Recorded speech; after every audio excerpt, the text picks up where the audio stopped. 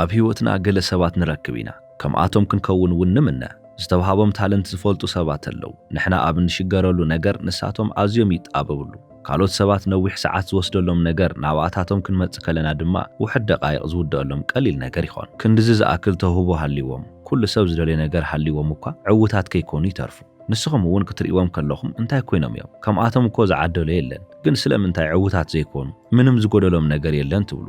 ነገር ግን ሓደ ነገር ኣሎ ብዙሕ ግዜ ንሕና ዓወት ኢልና ንሓስቦ ነገር ዘየሳኽዑ ብዙሕ ታለንትድ ዝኾኑ ወይ ድማ ተውህቦ ዘለዎም ሰባት ኣለው ኣብ ህይወት ኩልና መቸስ ቅንዕ ኢልና ንሪኦ ሰብ ኣለና ዘነቃቕሐና ኢንስፓየር ዝገብረና ዓበይቲ ነገራት ክንሰርሕ ዓብዪ ድሌት ዘሕድረልና ሰብ ማለት እዩ ነቲ ሰብ ምናልባት ኣብ ቲያትር ወይ ድማ ኣብ ፊልም ብዙሕ ግዜ ክትረኽብዎ ትኽእሉ ኢኹም ምክንያቱም ፊልም ዝሰርሑ ሰባት ብዙሕ ግዜ ብዙሕ ኣድናቕቲ ኣለዎም ወይ ድማ ናትኩም ዓውዲ ፍልይ ዝበለ እንተኾይኑ ፖለቲከኛ ክትድንቑ ትኽእሉ ኢኹም ኣይፍለጥን እዩ ከም ሮል ሞዴል ወይ ድማ ከም ሂሮ ዝሓሰብኩምዎ ሰብ ክህሉ ይኽእል እዩ ነቲ ሰብ ስለምንታይ ከም ዝፈተኽምዎ ስለምንታይ ብሰንኩ ንስኹም እውን ዓበይቲ ነገራት ክትገብሩ ከም ዝደለኹም ኮፍ ኢልኩም ሓሲብኩምሉ ትፈልጡ ዶ ኣስተውዒልኩም ስምዒታትኩም እንተተረዲእኹም ስለምንታይ ንዓታቶም ዘለኩም ኣድናቖት ከም ዝመፀ ምስ ትግንዘቡ ኣዝኹም እትድነቑ ይመስለኒ ምክንያቱም ኣስተውዒልኩም እንተኾይንኩም ንስኹም ናታቶም ኣድናቕቲ ዝኾንኩም ብስርሖም ኣይኮነን ምክንያቱም ብዙሕ ግዜ ኣቓልቦ ዘይወሃቦን ኣብ ውሽጢ ዝርከብን ነገር እዩ እቲ ሰብ ንስኹም ከም እትደልይዎ ዓይነት ምርግጋዕ ዘለዎን ርእሱን ስምዒትን ምቁፅፃርን ዝኽእል ስለ ዝኾነ ኢኹም ፈቲኹምዎ ስለዚ ኣድናቖትኩም ዝብገስ ብስርሖም ወይ ድማ ክሳብ ሕጂ ብዝሰርሕዎ ነገር ዘይኮነስ ዝኾነ ኣጋጣሚ ክትረኽቡ ንዓታቶም ክትርእዩ ከለኹም ዘለዎም ርግዓትን ስምዒቶም ናይ ምቁፅፃር ጥበብን ንስኹም ንዓታቶም ዘለኩም ኣድናቖት ከም ዝውስኽ ስለ ዝገብር እዩ ኤሪክ በተርወርዝ ከመይልካ ከምዚ ክትብል ክኢልካ ኢልኩም እንተሓቲትኩምኒ ኣብዛ ዓለም እዚኣ ርእሱን ስምዒትን ምቁፅፃር ዘይኽእል ሰብ ምንም እዚ ዝበሃል ረብሓ ዘለዎ ውፅኢት ሒዙ ኣይመጽእ እዩ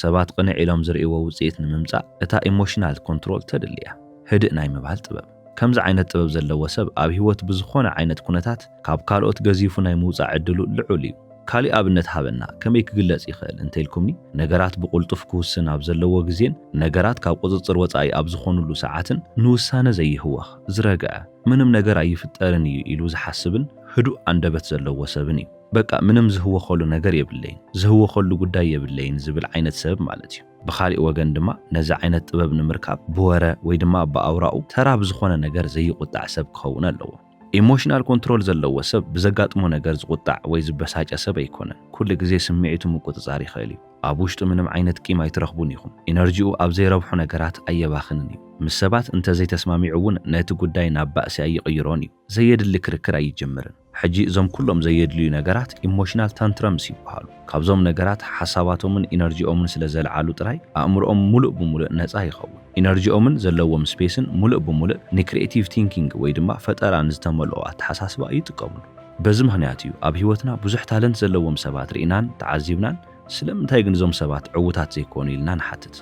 እታ ሚሲንግ ፒስ ወይ ድማ ዝጎደለት ቁራጽ ኢሞሽናል ኮንትሮል ወይ ድማ ስምዒትካ ምግታእ ኢልና ንጽዋዓ ነገር እያ ኣብ ትሰርሕዎ ነገር ዝኾነ ይኹን ክንደይ ውፅኢታውያን እንተኾንኩም ኢሞሽናል ኮንትሮል እንተደኣ ጎዲልኩም ኣብ ህይወት ርሒቅኩም ኣይትጓዓዙን ኢኹም ኢሞሽናል ኮንትሮል እንተዝህልወኩም ነይሩ ግን ነቲ ዝሓሰብኩሞ ነገር ብምዕዋት ኣብ ዓብዪ ቦታ ምበጻሕኹም ርእስኹም ልክዕ ከም ቦይለር ገይርኩም ሕሰብዎ ሓደ ማይ ተፍልሑ ኣለኹም ንበል ነገር ግን እቲ ቦይለር ብታሕቲ ዘንጥብ ነዃል እንተልይዎ ኩሉ ነገር ቀስ እናበለ ይወፅእ ኣብ ህይወት ወዲ ሰብ እውን ኢሞሽናል ኮንትሮል ማለት ልክዕ ከምዚኣ ንእሽተን ነዃል እያ ኣይትረአን ኣይተስተውዕሉላን ግን ዓብዪ ዝበሃል ጽልዋ ወይ ድማ ኢምፓክት ተሕድር እምበኣር ምንም ክግበር ኣይከኣልን እዩ ኣብ ህይወት ኣዝዩ ዘሕዝን ዝበሃል ነጥቢ እዚ እዩ ህይወት እንተኸይዳ በዚ መስመር እዚኣ ጥራይ ትኸይድ ምክንያቱም እዚ ንዓወት ኣዝዩ ኣገዳሲ እዩ ኢለ ዝነገርኩኹም ነገር ንጥዕናኹም እውን ኣዝዩ ኣገዳሲ ነገር እዩ ንድሕነትኩም እውን ኣዝዩ ቁልፊ ዝኾነ ነገር እዩ ቅድሚ ሒደት ዓመታት ኣብ ኒውዮርክ ሲቲ ሓደ ስፔሻሊስት መጥባሕቲ ልቢ ከም ዝተዛረቦ ብዙሓት ሰባት ዝሓሙ ብዝመፆም ሕማም ወይ ድማ ዲዚዝ ኣይኮነን ብዙሕ ግዜ ሕማም ልቢ ዝለዓል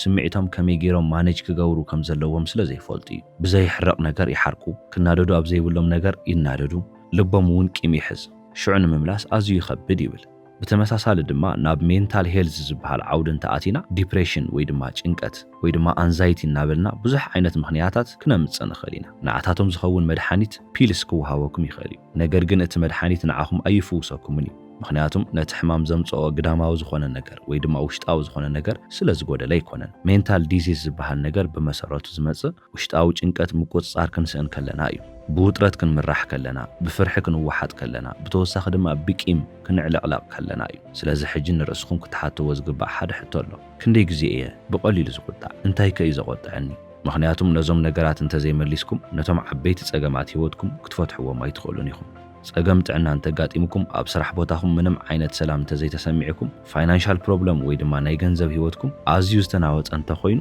ምስ ሰባት ዘለኩም ዝምድና እናተበላሸወ እንተኸይዱ እዞም ኩሎም ነገራት ዝመፁ ኢሞሽናል ኮንትሮል እናበልኩ ኣብ ዘልዕልኩዎ ኣርእስቲ እዩ ቆልዑን ከለና ብዙሕ ዝንገረና ነገር ነይሩ ልክዕ ከም ኣባሃላ እዩ እምንን ዕንፀይትን ክጎድአና ይኽእል ዓፅምና እውን ክሰብሮ ይኽእል ነገር ግን ብፍጹም ብንፅውዖ ስም ኣይንስበርን ኢና ንብል ነርና ካብቶም ሓሓሊፎም ዝርከቡ ኣዝዮም ትክክል ዘይኮኑ ኣባሃላታት ሓደ እዩ ምክንያቱም ብዙሕ ግዜ ኣብ ህይወትና ካብ እንውቅዖ መውቃዕቲ ንላዕሊ ካብ ዝሃርመና ዕንቅፋት ንላዕሊ ሰብ እንታይ ይብለኒ ሰብ እዚ ተዛሪቡኒ ሰባት ብዛዕባይ ክሓስቡ ከለው እዚኦም ዝሓስቡ ብዝብል ሓሳብ ውድቀትና ብዝበኣሰ እናጋድናዮ ንመጽእ ስለዚ ኣብ ህይወት ዘሸግረና ነገር ኣካላዊ እንጉድአሉ ነገር ዘይኮነስ ካብ ካልኦት ዝመጽእ ሪኣክሽን ወይ ድማ ግብረ መልሲ እዩ በዚ ምክንያት እየ ኩሉ ግዜ ርእስኻ ምሕታት የድሊ ዝብል ብዝረኸብናዮ ነገር ንጉሂ ንእሽተን ዓብይን ነገር እናበሳጨወና ክመጽእ ከሎ ስለምንታይ እየ ከምዚ ዝተረበሽኩ ስለምንታይ እየ ከምዚ ሰላመይ ሲኢነ ኢልና ክንሓስብ ኣለና እቲ ዘሕዝን ግን መብዛሕቲና ንሓቶ ሕቶ ቁሩብ ፍልይ ዝበለ እዩ ስለምንታይ እዩ እዚ ሰብኣይ ንዓይ ዝርብሸኒ ዘሎ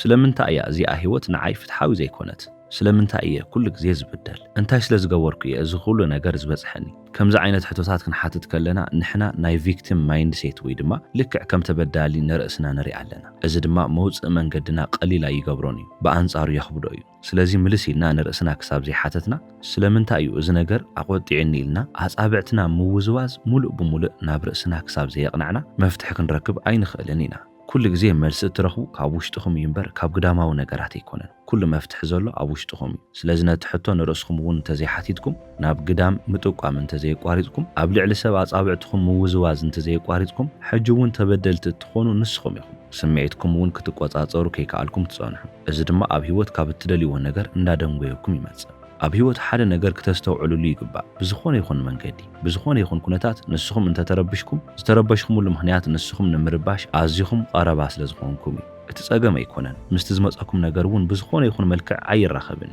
ነገር ግን ዲስተርብድ ስለ ዝኾንኩም ንምጥቃዕ ወይ ድማ ንምርባሽ ኣዝኹም ቀረባ ስለ ዝኾንኩም ትጥቅዑ እዚ ድማ ናብቲ ቀንዲ ነገር የምፅአና እቲ ፀገም እትርእይሉ ናይ ኮንሽስነስ ሌቨል ወይ ድማ ናይ ንቕሓተ ሕሊናኹም ደረጃ ኣዝዩ ትሑት እዩ ማለት እዩ እቲ ዝተፈጠረ ነገር ኩሉ ግዜ ግዳማዊ ነገር ይኸውን ናትና ሪኣክሽን ወይ ድማ ግብረ መልሲ ግን ኩሉ ግዜ ዝብገስ ካብ ውሽጥና እዩ ወይ ድማ ካብ ርእስና እዩ ውፅእ ኢልኩም ክትዕዘቡ ከለኹም ሓደ ሰብ ኣዝዩ ልክዕ ዘይኮነ ነገር ክሰርሕ ትዕዘብዎ ፌር ኣይኮነን ወይ ድማ ፍትሓዊ ኣይኮነን ኢልኩም እትሓስብዎ ነገር እውን ይፍጠር ወይ ድማ ከምዚ ዓይነት ዝርብሽ ነገር ክገብር ትዕዘቡ እቲ ሰብ ነቲ ብምግባሩ ጥራይ ስምዒት ይቆፃፀር ከምዘየሎ ተስተውዕሉ ነገር ግን ናቱ ስምዒት ዘይምቁፅፃር ምሳኹም ዝኾነ ይኹን ዘራኽቦ ነገር የለን እቲ ዝተገበረ በደል ኣብ ልዕሊኹም እኳ እንተኾነ ምሳኹም ዘራኽቦ ነገር የብሉ ንስኹም ግን ብዝተረበሸ ኣእምሮ እንተተቐቢልኩሞ እንተተቆጢዕኹምሉ እንተተበሳጭኹምሉ ወይ ነቲ ነገር ብኣሉታዊ መንገዲ እንተሪኢኹሞ ሕጂ ሪስፖንሲብል እትኾኑ ንስኹም ኢኹም ተሓታትነቱን ሓላፍነቱን ኣብ ልዕሊኹም ይወድቕ ንስኹም እውን ካብቲ ሰብ ዝፈለየኩም ምንም ነገር የለን ንሱ እውን ኢሞሽናል ኮንትሮል የብሉን ንስኹም እውን የብልኩም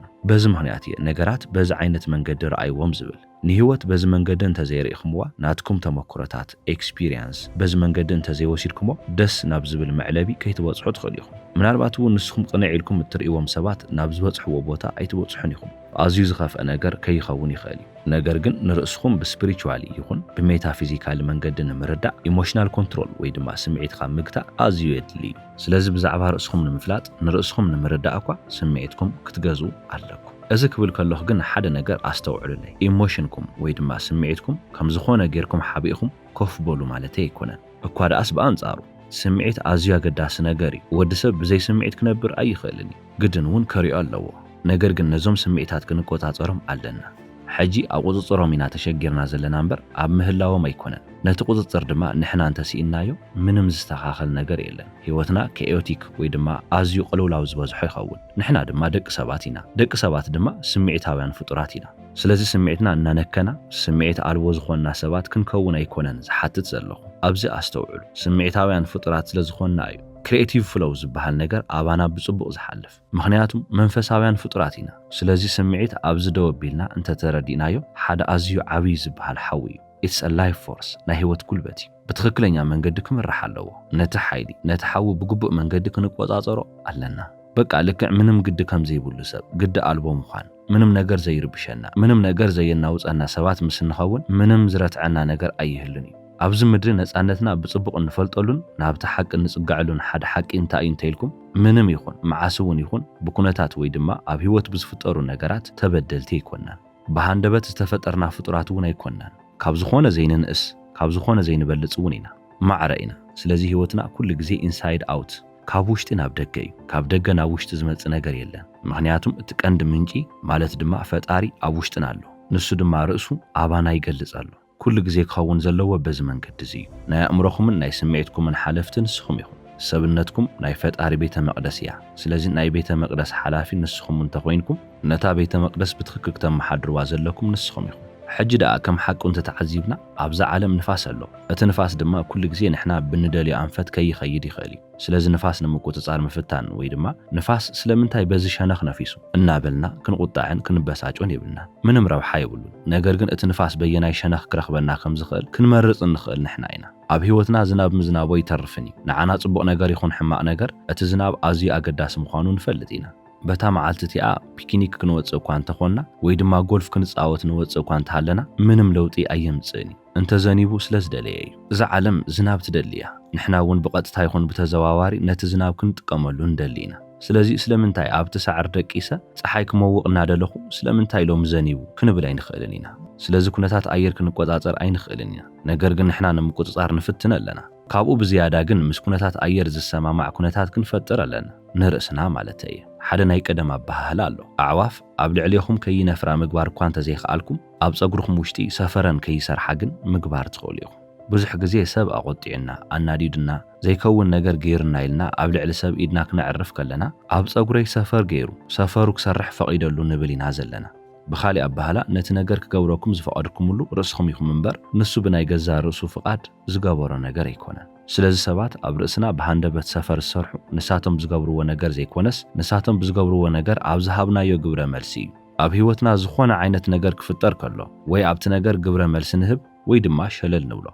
ሓደ ግዜ ሰባት ክጸርፉና ከለዉ ንስሐቕ ሓደ ግዜ ድማ ንቁጣዕ ገለ ፀገማት ምስ ዝመፁ ኣቕሊልና ንሪኦም ካልኦት ድማ ኣኽቢድና ንሪኦም ገለ ፀገማት ምስ ዝመፁ ነቶም ፀገማት መረማመድን ገብሮም ወይ ድማ ካልኦት ፀገማት ክፍጠሩ ከለዉ ናይ ስጉምትና መወዳእታ ይኾኑ እንገብረሉ መለክዒ ስኬል ማለት ንእሽተይ ይኹን ዓብዪ ይፈላለ እምበር ኩሉ ግዜ እዞም ዓይነት ነገራት እናገበርና ኢና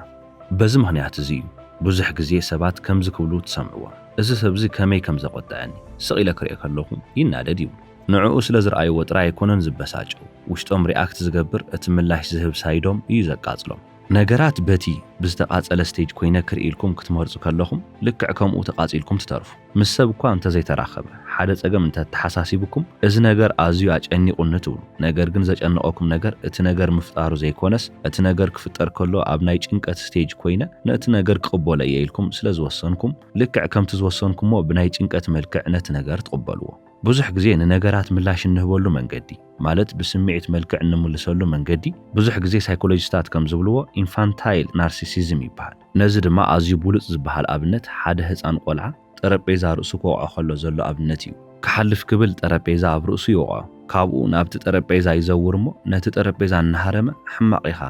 ኢኻ ይብሎ ብኻሊእ ኣባህላ እቲ ህፃን ኣብ ናይ ባዕሉ ዓለም እናተዝናነየ እዩ ነይሩ ነገር ግን እቲ ጠረጴዛ መፅኡ ህይወቱ ሓዋዊስዎ ሕጂ እዚ ክትሰምዑ ከለኹም እንታይ ዓይነት ናይ ዓሻ ኣብነት እዩ ትብሉ ትኾኑ ነገር ግን ህይወትኩም እትነብርዋ ዘለኹም በዚ መንገዲ ካባኹም ወፃእ ዘሎ ነገር ፀገም ኢልኩም እትሓስብዎ ነገር ኩሉ ልክዕ ከምቲ ጠረጴዛ ይመስል ንስኹም ከይድኩም ምስቲ ጠረጴዛ ተጋጭኹም ማለት ድማ ኣብቲ ፀገም ባዕልኹም ከይድኹም ኣቲኹም ነቲ ጠረጴዛ ሕማቕ ኢኻ እናበልኩም ትወቕስዎ ማለት ነቲ ፀገም ንስኹም ትወቕስዎ ኣለኹም ማለት እዩ እቲ ፀገም ግን ፈለማ ዝመፀ ብናይ ባዕልኹም ምኽንያት እዩ ስለዚ ንርእስኹም ክትርእይዋ ዝግባእ በዚ ነቲ ህፃን ቆልዓ ዝረኣኹምሉ መስትያት እዩ እቲ ዝገብሮ ነገር ናይ ዓሻ ነገር ምዃኑ እንተስተውዒልኩም ንስኹም እውን ፀገም ክትገጥሙ ከለኹም እትገብርዎ ነገር ናይ ዓሻ ምዃኑ ክትኣምኑ ኣለኩም ኣብ ህይወትና ነገራት ከም ዘለዎ ኮፍ እዮም ዝብሉ ማለት ከምቲ ጠረጴዛ ምንም ኣይንቀሳቐሱን እዮም ንሕና ከይድና ነቲ ፀገም ንፈጥሮ ካብኡ ተመሊስና ነመኻኒ ስለዚ እቶም ነገራት ብባዕሎም ፀገም ኮይኖም ዘይኮነስ ንዓና ፀገም ስለ ዝኾኑና እዩ እዚ ድማ እቲ ፀገም ካባና ምዃኑ የመልክት እምበር